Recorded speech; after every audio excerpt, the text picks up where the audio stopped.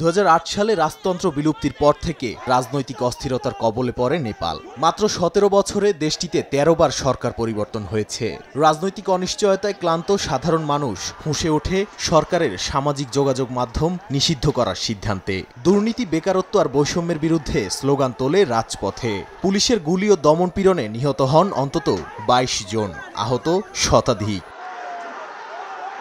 রাজধানী কাঠমান্ডু সহ বিভিন্ন শহরে সরকারি ভবনে অগ্নিসংযোগ ও ভাঙচুর চালায় বিক্ষোভকারীরা।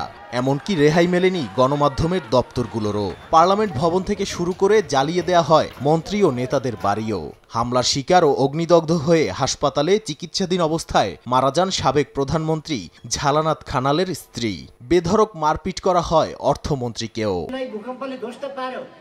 এর আগে চাপে পড়ে পদত্যাগ করে পালিয়ে যান প্রধানমন্ত্রী কেপি শর্মা ওলি। এরপর ক্ষমতা থেকে সরে দাঁড়ান রাষ্ট্রপতি রামচন্দ্র পৌডেলো। এতে নেতৃত্বহীন সংকটে পড়ে দেশটি। হেলিকপ্টারে করে মন্ত্রীদের সরিয়ে নিরাপদ স্থানে নিয়ে যায় সেনাবাহিনী। একই সঙ্গে চেষ্টা চালায় পরিস্থিতি নিয়ন্ত্রণে নেয়ার।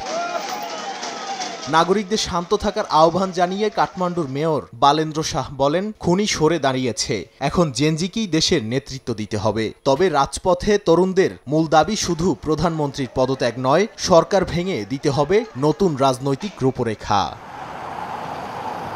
এদিকে নিরাপত্তার স্বার্থে বন্ধ ঘোষণা করা হয় ত্রিভুবন আন্তর্জাতিক বিমানবন্দর। তাই দেশে ফেরা হচ্ছে না বাংলাদেশ জাতীয় ফুটবল দলের। নেপালে বাংলাদেশ দূতাবাসের পক্ষ থেকেও বাংলাদেশিদের বাইরে বের না হওয়ার পরামর্শ দেয়া হয়েছে। নেপাল ভারত সীমান্তে জারি করা হয়েছে সর্বোচ্চ সতর্কতা।